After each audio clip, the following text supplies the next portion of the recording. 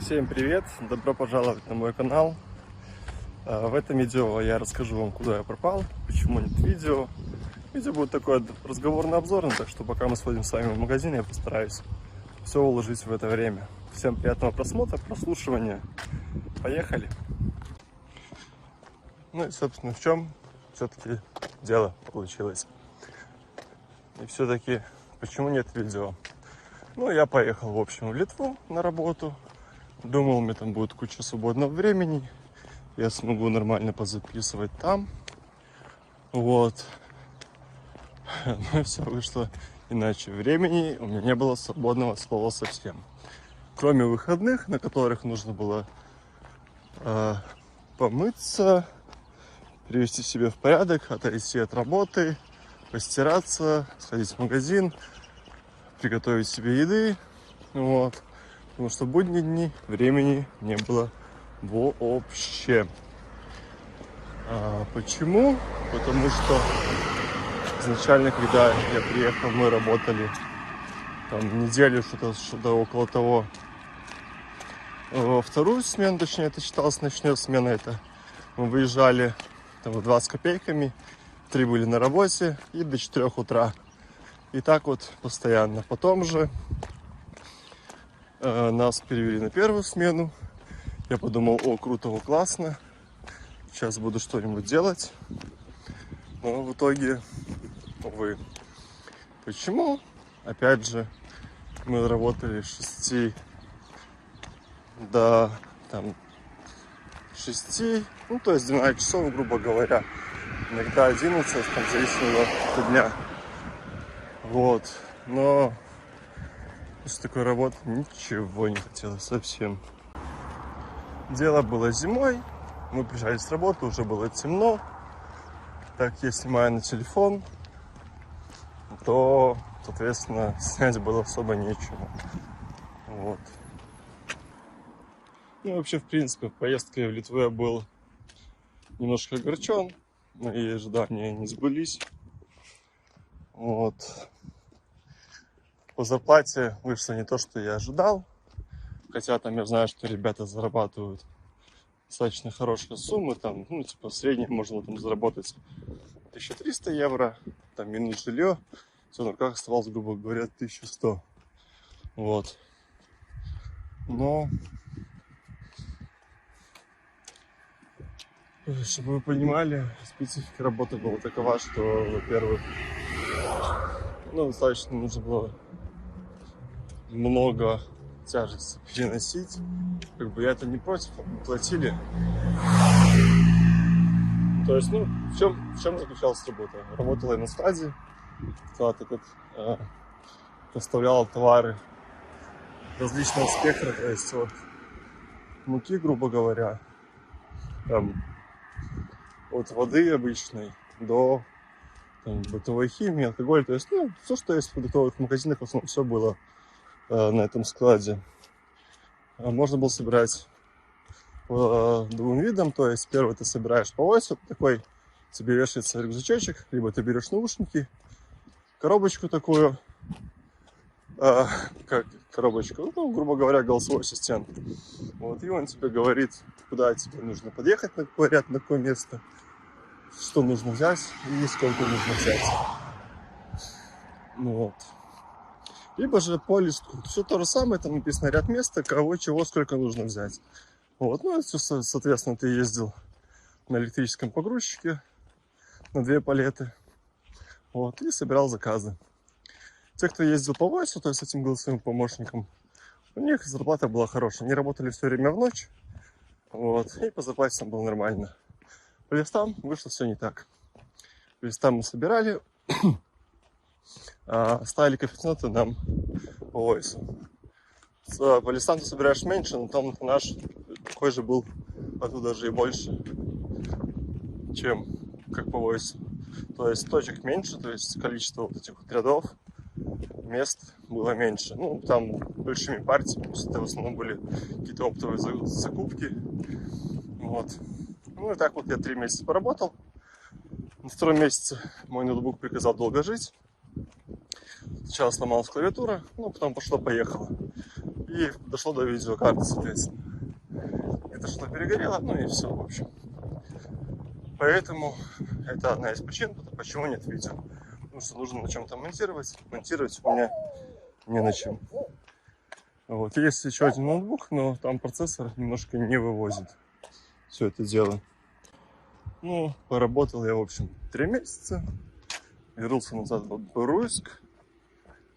Снимал видео, кстати. Здесь все-таки удастся смонтировать, выкинуть. Там достаточно интересно для меня оказалось, потому что это была весна, еще снег лежал, на водоемах стоял лед, а я всегда поперся куда-то там. Вот. Я построил землянку. Это будет отдельная категория видео.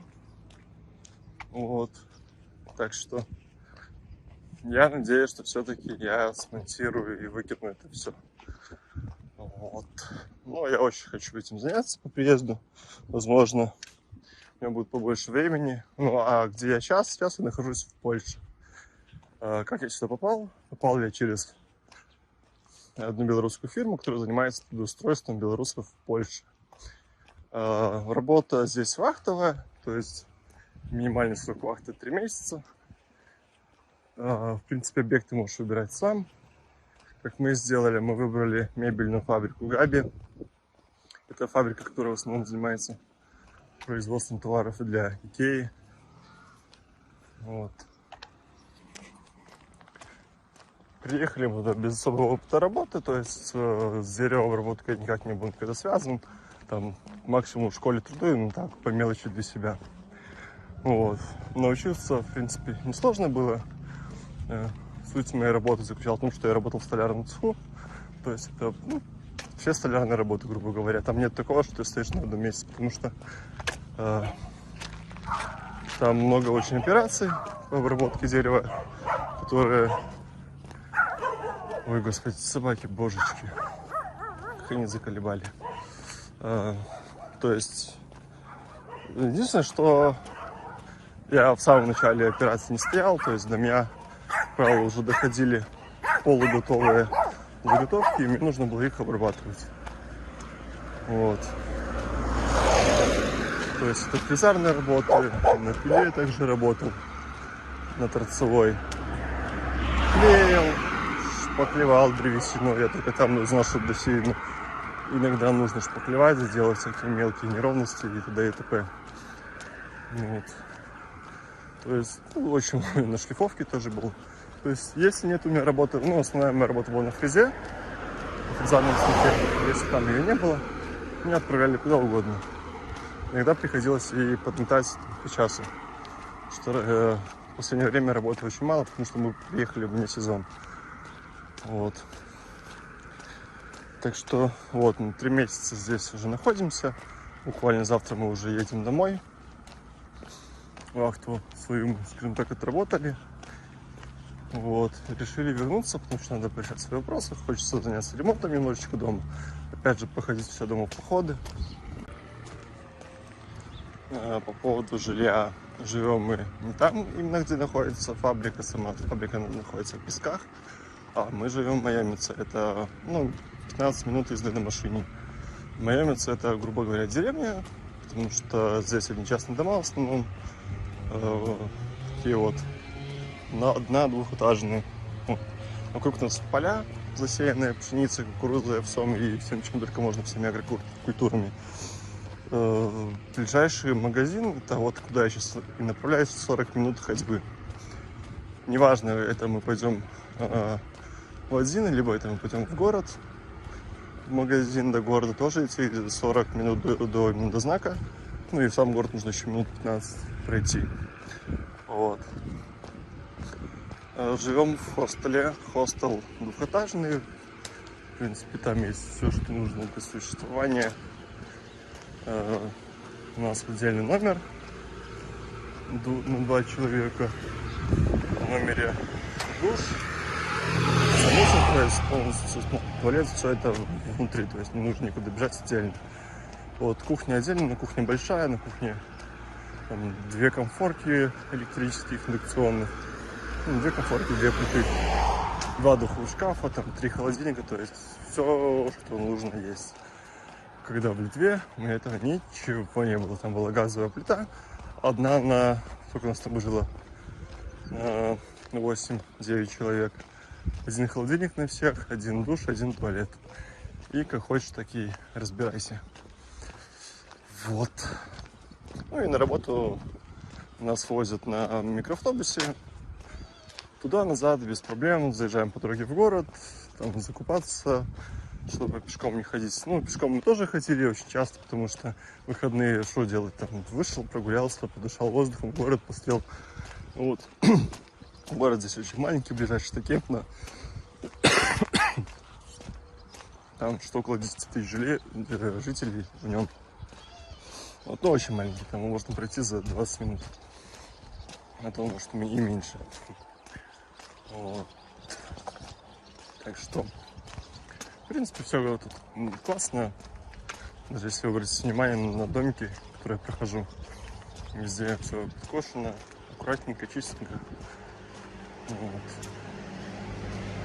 Газон всегда всех стрижется, кроме этих домов здесь заброшен. Вот. Ну и в принципе по работе здесь сложного ничего не было. Коммуницировать можно было без проблем. Даже так без особого знания польского. Потому что все-таки похож некоторыми словами на белорусский. Я, если не понимал, и были люди, которые говорили на польском, вполне себе не тема спокойно перевести, что от себя хотят. Вот. Ну, так, в принципе, в основном никаких вот не было проблем. Вот. Ну, на заводе там, естественно, работали белорусы, украинцы, поляки, видели граждан с Азии, там, не знаю откуда именно, но в общем хватало. Вот. Ну, нормально, работали, в принципе, неплохо. Вот. Ну, по зарплате, в принципе, вышло достаточно неплохо. Единственное, что начисляют на белорусскую карту белорусскими рублями. То есть она конвертируется за золотых в польские, с польские потом. Ну, она конвертируется за золотые в белорусские рубли, а ты потом этими рублями расплачиваешься в магазин, соответственно, идет обратная конвертация. Вот. Ну, немного теряется там. В принципе, терпимо. Можно сделать, конечно, еще карту отдельно польскую от банка Белгазпрома. Ну, чтобы сразу перевел, и все, один раз и забыл. Но это появилось только недавно, когда мы уже почти отработали свою вахту. Успела здесь даже съездить на рыбалку, купаться. Вот, но все-таки дома лучше. В этом плане здесь мало водоемов, в основном частные, платные. Только один карьер я знаю, где есть. Далеко от хоста, там через Поряльца идти нужно к нему. Вот. Ну и, как я говорю, что завтра уже поедем домой. Билеты туда покупала фирма, назад тоже покупала фирма. Единственное, что они там немножко поздновато это все делают. То есть мы должны, по идее, уже сегодня уезжать. Уезжаем завтра, потому что нету билетов на сегодня. Вот, так что мы чуть-чуть задержались. Ну, вообще, в принципе, мы задержались на почти неделю. Потому что вахта не заканчивается 8 августа, сегодня уже 12, уезжаем мы 13. Дома будем 14. Вот. Что, граница сейчас проходит не так быстро, потому что здесь будем стоять.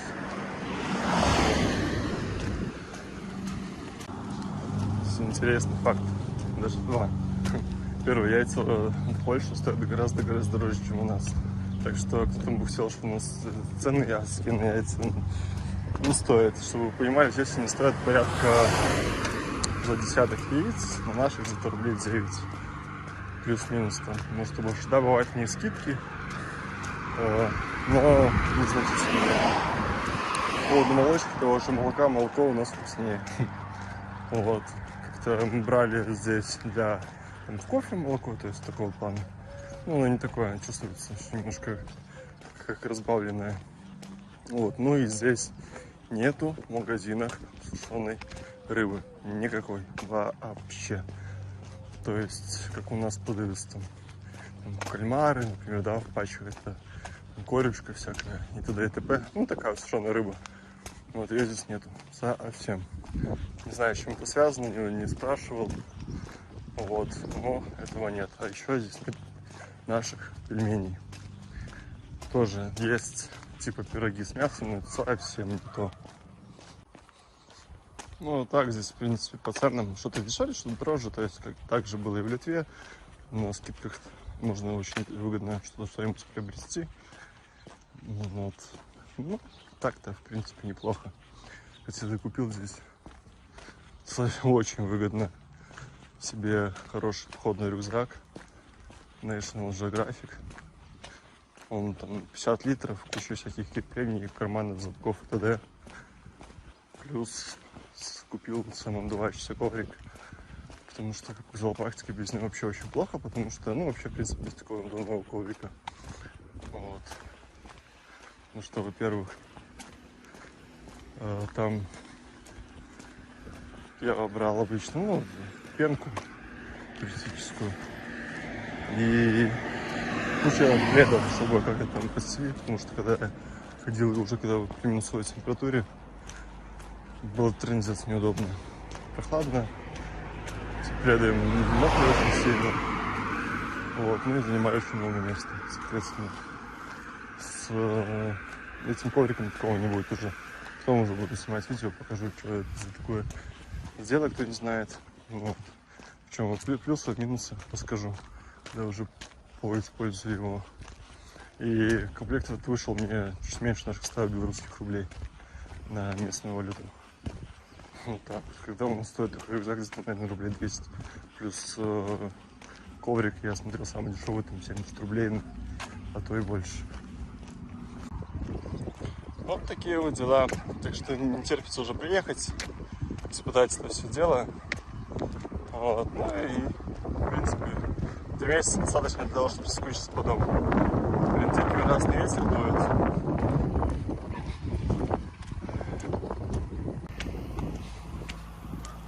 Ну вот прошел этих 3 деревни до магазина, пока дошел. Тут все очень рядом, они очень маленькие. Так что еще осталось, наверное, метров 300, там плюс-минус, чуть больше до магазина. Вот, и пойду назад собираться, готовиться к завтрашнему отъезду. Ну и хотел рассказать свое ощущение, свое, так скажем, мнение по поводу ожидания реальности. Вот, ожидание реальности по поводу Литвы — это то, что да, это какая-никакая Европа, вот, не такая, какая она может быть здесь, какая она не может быть, какая она может быть в другой стране, что все-таки частичка Советского Союза никуда не ушла. Очень много людей разговаривают на русском языке, прям очень много. Без проблем вообще, там, в принципе, даже и с английским тоже проблем никаких нет. То есть они не знают по-русски, как с тобой общаться, они с тобой поговорят по-английски. Вот, моего знания, скажем, поверхностного, или, может быть, даже не совсем поверхностного английского. В общем, моего английского там хватало, в принципе, за глаза, чтобы в магазине поговорить, на работе, порешать какие-то вопросы. Вот.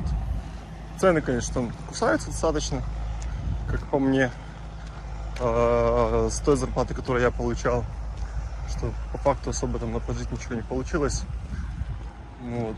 Что касаемо того, куда я ехал, расскажу, кстати, еще маленькую историю. Я когда ехал на один объект, то есть это был такой мини-завод по производству дров, грубо говоря, ну, лесопилка, да.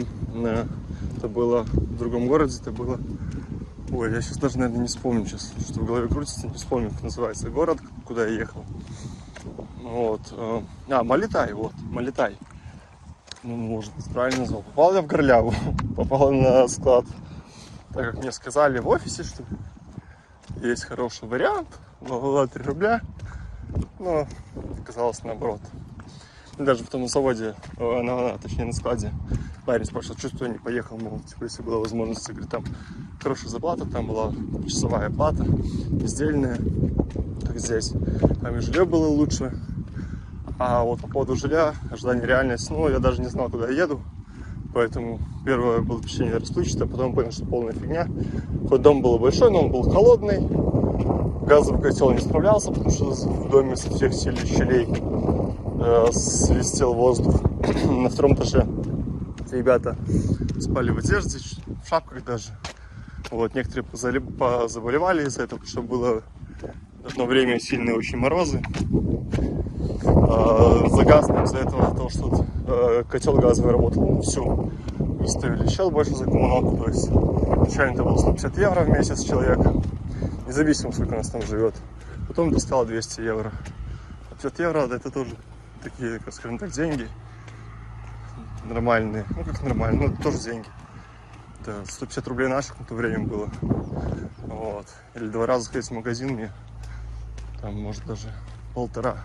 Но все равно неприятно получилось. И мы там разговаривали с нашими работодателями о том, что в этом доме так жить не получится, чтобы не топить на все. Вот, ну, особо всем было все равно. Так что реальность такова, что мне там не очень понравился из-за этого тоже. Ну, а по поводу Польши там могу сказать. Ну, здесь ожидание реальность получилась такова, что плюс-минус я понимал, куда еду, мы приехали куда мы собирались. По поводу жилья. Фоток жилья мы не видели изначально. Мы даже не знали, в какой город мы едем. Вот, мы знали, что будем где-то около или в Кемпно, но оказались около, на машине там 5-6 минут, там, ну, плюс-минус до города. Вот, ну и жилье здесь, в принципе, получилось достаточно неплохое. Все условия есть. Вот. Цена за проживание здесь вышла меньше. В месяц это 300 злотых, на наш это здесь 240 рублей человека. Ну, за это можно платить. Это, скажем так, еще достаточно демократичная цена. Есть хостелы гораздо дороже, которые берут там посуточно гораздо больше денег. Вот.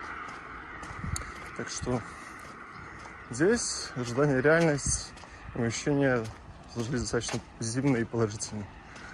Вот, несмотря на некоторые минусы. Минусом протокола оказался в Литве. Ну и в принципе, даже если взять с общего, есть здесь почти нет. Вот. Никаких происшествий, инцидентов не было. Ну, был один инцидент, когда, единственное, что, кстати, да, обращу внимание на то, что в Польше нужно очень аккуратно водить, смотреть всегда по сторонам, быть всегда временно начеку, потому что было очень много ситуаций на дороге непонятных. Водители здесь на трассе не дисциплинированные, они едут, там, например, если это девушки, они там, все красятся за рулем, ну, например, стрелять до скорости там, 100 км в час на трассе, они сидят красятся. Или же там мужчины могут там, по телефону говорить, наверное, 300 дел делать, и за дорогой совсем не следить. Вот, был один момент, очень сильно повезло. Как повезло. Я вырулил ситуацию, там было дело так, что мы ехали с работы, это было, ну, точнее, я уже забирал людей, которые оставались до 6 часов. И там дорога, трасса идет, и мост, там, ну, развязка на мост заезд, и впереди тоже развязка со встречки на другую сторону. В общем, дело было так, что я ехал там, здесь час там, примерно, и понимаю, что впереди легковая машина едет. Я сразу не понял, что она едет мне навстречу, там одна полоса в одну сторону идет, то есть она с развязки заехала, точнее, когда пошла разделительная зона на дороге, и дорога уходила вправо, ее, она заехала влево. Был очень сильный дождь, шел туда, видимость была так себе, бус, мы летим, ну, вы понимаете, да, однополосная дорога, то есть там места разъехаться было очень мало. Я даже, честно говоря, не думал, что мы разъедемся, я специально прижался к обочине, сколько это возможно, чтобы избежать столкновения там, лоб в лоб, хотя бы хоть может как-то минимизировать, потому что тормозить там уже было поздно. Вот. Она ехала очень достаточно быстро, я ехал быстро, ну, соответственно, там были секунды на принятие решения. По итогу мы каким-то чудом разъехались. Она там зацепила только здесь зеркалом ручку водительскую двери. Там незначительная царапина оказалась, никак не влияет ни на что. Но тогда, конечно, я немножко обалдел. Вот. Ну и до этого было понятно, в принципе, когда ездил, что на дороге нужно быть очень аккуратным здесь, потому что на круговых движениях водитель не обозначает свои действия. То есть он едет на круг, да, заехал, например. Ну, по идее, в любом случае ты его пропускаешь. Ну, непонятно, поедет он сразу направо, либо он еще проедет другую, на другой съезд заедет. Вот, то есть поворотником не особо все дружит. Ну, вот, делают какие-то необдуманные действия на дороге. Так что вот это мне не совсем понравилось. Да, у нас тоже хватает дурачков, но мне кажется, что у нас их меньше гораздо. У нас в этом плане немножко дисциплинированные водители. Хоть здесь и штрафы за там, те же самые превышения, ДТП, за другие нарушения правил достаточно большие, больше, чем у нас. За нарушение, например, 10 км в час вы должны будете заплатить. Там, ну, это от 50 до 60, да, если вы едете, и там, например, ограничение было 50, то это 50 злотых. 50 злотых это... так, сколько это будет у нас? 50 злотых. Ну, где-то рублей 35, там, 40, ну, я примерно говорю. Вот, 40 рублей. Сейчас это уже 40 рублей. Вот. Так что... там дальше идет тоже по категориям и дорастает до очень больших сумм. Там, до 2000 злотых, больше. Короче, ну, серьезный штраф. Но это никого не останавливает. Вот. Нарушать.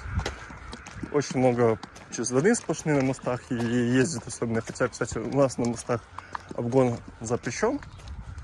В принципе, везде. Можно только опережение, то есть когда там две полосы, к примеру, да, а здесь, вот как я ездил, там мост идет, встречка, моя сторона, и двойная сплошная, и водителям все равно.